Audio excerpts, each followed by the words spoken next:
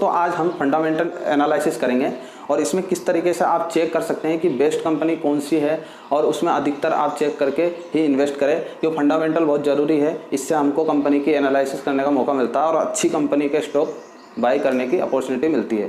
तो आपको एक बार ये सब चीज़ें चेक करनी चाहिए। तो जितना मुझसे हो सके उतनी आपको मोटी मोटी जानकारी देंगे। वैसे इसका बहुत अथोभंडार है, जितना सीखे उतना कम है शेयर मार्केट में। और मेरे कोई स्टॉक रिलेटेड कोई क्वेरी नहीं है कि आपको रिकमेंड कर रहा हूँ कि आप बाई करें इसे। तो मेरे कहने से आप न तो कोई स्टॉक को बाई करें ना सेल करें। मैं आपको एग्जाम्पल के तौर पर पूरी जानकारी दे रहा हूँ, आपके स्वयं विवेक से ही इन्वेस्ट करें। तो चलिए वीडियो की तरफ। फंडामेंटल स्टॉक, ये जो स्टॉक आपको चेक करने हैं उनमें सबसे पहले आपको देखनी मार्केट कैपिटलाइजेशन। मार्केट कैपिटलाइजेशन कितने का है, 5,000 करोड़ का है, 10,000 करोड़ का है या 15-20 हज़ार करोड़ का है। जो जितनी कैपिटलाइजेशन होती है उसके अनुसार ही कंपनियों को डिवाइड किया हुआ है। इनमें 3 कंपनियां चलती हैं, एक तो स्मॉल कैप है, स्मॉल कैप, दूसरी होती है मिड कैप और तीसरी होती है लार्ज कैप।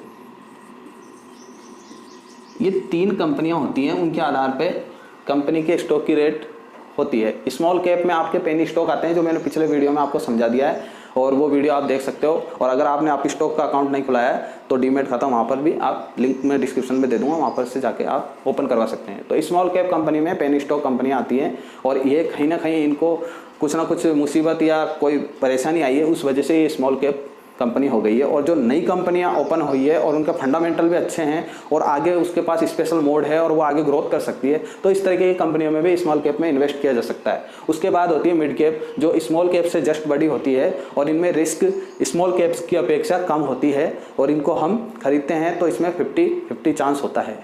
जबकि लार्ज कैप कंपनी है, जिसे ब्रिटेनिया है, हिंदू यूनिलीवर है, मारुति सुजुकी है, ये लार्ज कैप कंपनी में आती है और ये बड़ी कंपनियां हैं और इनका मार्केट कैपिटलाइजेशन भी काफ़ी बड़ा होता है, जो आप चेक कर सकते हैं। टिकर टेप की साइट पे आपको मिल जाएगा, इन्फॉर्मेशन मैं बता दूंगा आपको। तो ये 3 चीज़ें होती है, उनके आधार पे आपको पहले तो डिसाइड करना है कि आपको कौन कौन सी कंपनियों में आपको आपकी कैपिटल इन्वेस्ट करनी है। आप आपके मार्केट के अनुसार जितनी आपके पास कैपिटल है वो एक कंपनियों में इन्वेस्ट नहीं करना चाहिए, क्योंकि उसको डाइवर्सिफिकेशन करना चाहिए आपको। ये 5 कंपनियां हो, 10 कंपनियां हो पोर्टफोलियो में, तो स्मॉल कैप भी लेना है, मिड कैप भी लेना है और लार्ज कैप भी लेना है एनालिसिस करने के बाद। दूसरी होती है होल्डिंग प्रमोटर। अब यदि आपने कोई डिसाइड कर ली है, कोई कंपनी का शेयर आपने बाई करना है, तो आप ये देखिए उस कंपनी के प्रमोटर ने कितनी होल्डिंग ले रखी है। होल्डिंग का मतलब ये होता है जैसे कि कोई कंपनी है और यदि उस कंपनी के जो वर्कर या जो उनके प्रमोटर हैं, जो उस कंपनी को चला रहे हैं, उन्होंने ही अगर प्रमोटिंग होल्डिंग घटा रखी है तो फिर दूसरे से क्या आस कर सकते हैं कि वो कंपनी बढ़ेगी। सबसे इंपॉर्टेंट बात है कि आपको ये चेक करना है प्रमोटर ने कितनी होल्डिंग ले रखी है। अगर प्रमोटर की होल्डिंग घटती जा रही है तो आप ये समझ जाइए कि उसमें कुछ ना कुछ गड़बड़ या घोटाला ऐसा कुछ चल रहा है, इसलिए प्रमोटर की होल्डिंग घट रही है। ये सबसे मेन इंपॉर्टेंट बात होती है, इसलिए प्रमोटर होल्डिंग जरूर देखना चाहिए। दूसरी बात है कि आप बैलेंस शीट को चेक कीजिए। बैलेंस शीट ऐसी चीज होती है जो किसी कंपनी का लेखा जोखा बता देती है कि ये इसके पास तो एसेट तो इतनी है, लायबिलिटीज इतनी है। एसेट और लायबिलिटीज क्या होती है? एसेट होती है कि कोई कंपनी अगर मशीनरी का काम कर रही है या कोई कपड़े बनाने का काम कर रही है, तो उसके पास जो कपड़े बनाने वाली मशीनें हैं वो कितनी हैं और कितने करोड़ का, यानी उसके पास मार्केट कैपिटलाइजेशन है, यानी इनको बेच के वो काम आ सके, उसके एसेट है यानी प्रॉपर्टी है उसके पास। और लायबिलिटीज वो होती है जो उसने बोरोइंग कर रखी है, उधार कर रखा है। मान लेते हैं उसने 100 करोड़ रुपए के उसके पास एसेट है, लेकिन 150 करोड़ का उसके पास लायबिलिटीज है, तो आप क्या समझेंगे कि -50 करोड़ ऑलरेडी माइनस में चल रहा है। तो इसलिए बैलेंस शीट आपको प्रॉपर बता देती है। और ये जितना भी 10-15 साल में उन्होंने प्रॉफिट और लॉस जनरेट किया है वो बैलेंस शीट में बताना पड़ता है। अगर वो नहीं बताएगी तो वो कंपनी ब्लैक लिस्ट में शामिल हो जाएगी, यानी सेबी उसको कंट्रोल करके उस कंपनी को बैंक लिस्ट कर देगी और उसको हटा देगी। इसलिए आपको ये चेक करना है एसेट और लायबिलिटीज। अब यदि एसेट तो बढ़ा चढ़ा के भी दिखाई जा सकती है, लेकिन लायबिलिटीज जो है वो वर्तमान में है। इनमें भी बहुत सी चीज़ें हैं, लेकिन आपको इतनी जानकारी तो होनी ही चाहिए। दूसरी बात है प्रॉफिट जनरेट।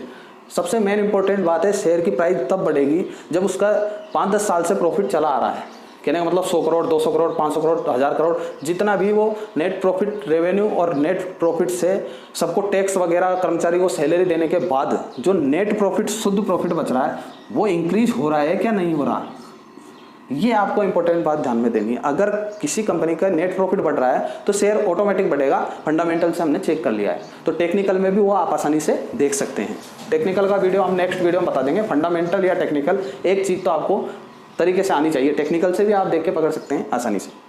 कैश फ्लो होता है, जैसे बैलेंस शीट वगैरह सब कुछ कवर करने के बाद अगर कंपनी 50 करोड़ से माइनस है और नेट प्रॉफिट भी उसका जितना है वो फिक्स है, और उसके बाद उसके पास कैश रिजर्व, कैश फ्लो अगर 100 करोड़ प्लस में है, तो इसका कहने का मतलब ये है कि वो एसिड को नहीं बेचेगा लायबिलिटीज को चुकाने के लिए, उसके पास 100 करोड़ ऑलरेडी उसके पास है।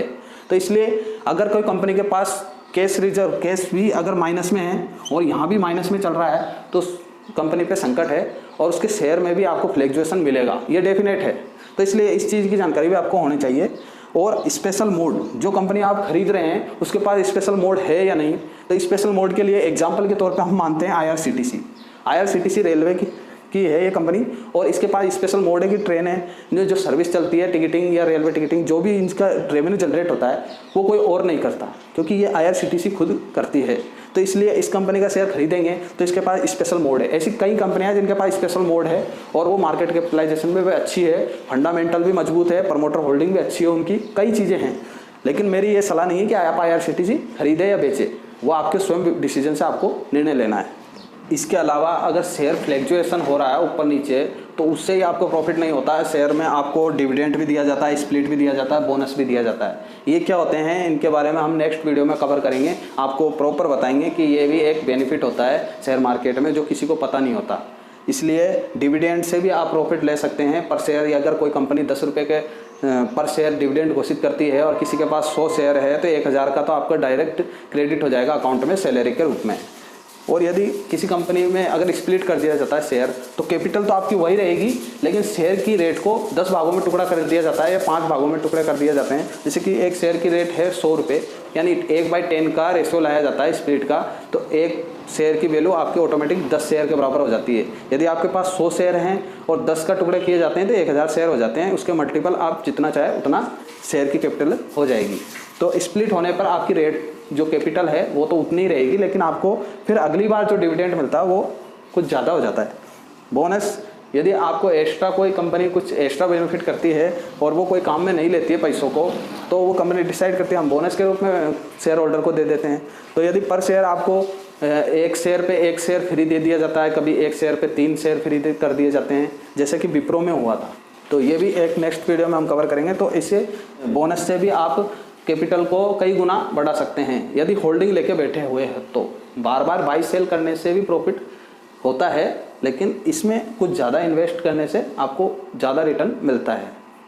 तो इसलिए अगर आपको और भी इन्फॉर्मेशन चेक करनी है तो tickertips.com साइट पे आप आसानी से पूरी फंडामेंटल चेक कर सकते हैं कोई सी भी कंपनी का। जो एनुअल रिपोर्ट भी कंपनी देती है साल के हिसाब से प्रेजेंटेशन देख सकते हो, उनमें कितना प्रॉफिट और कितना लॉस किया है, एसेट लायबिलिटी सब कुछ चेक कर सकते हैं। प्रमोटर होल्डिंग, उसके कंपटीटर कौन कौन हैं, यानी वो कंपनी जो काम कर रही है वो दूसरी कंपनी भी काम कर रही है तो वो उसके टक्कर में कौन सी है। तो आपको पूरी सोच समझ के ही फंडामेंटल चेक करने के बाद ही कंपनी में इन्वेस्ट करना चाहिए। और डायवर्सिफिकेशन बहुत ज़रूरी है कंपनी के शेयर में। अगर डायवर्सिफिकेशन नहीं होगा तो ये शॉर्ट सर्किट जैसा है, इसलिए एक कंपनी में इन्वेस्ट ना करें। कम से कम 5-10 कंपनी का पोर्टफोलियो हो आपके पास, अधिकतम 30 कंपनी हो। जितना आप ज़्यादा करेंगे उतना कम रिटर्न आपको मिलेगा, और जितनी कम कंपनी होगी उतना ज़्यादा रिटर्न मिलेगा। लेकिन 1-2 कंपनी में रखोगे और कभी बाय द वे कोई क्रैशिंग होती है, क्योंकि मार्केट कोई भी कंपनी के लिए सेफ नहीं है, कभी भी किसी भी कंपनी में कुछ भी हो सकता है। इसलिए डायवर्सिफिकेशन बहुत ज़रूरी है, जिससे आपका प्रॉफिट लॉस में नहीं जाता है। और यदि आपको और भी वीडियो देखने हैं तो आप मेरे चैनल अपेक्स खान को सब्सक्राइब कर लें, क्योंकि हम शेयर मार्केट की एक स्पेशल सीरीज चल रही है, उसमें आपको पूरी जानकारी दे रहे हैं। और यदि आपको ये वीडियो अच्छा लगा तो हमारे चैनल को सब्सक्राइब कर लें और बेल आइकन को दबाना ना भूलें, जिससे लेटेस्ट नोटिफिकेशन वीडियो आपको मिल सके। धन्यवाद।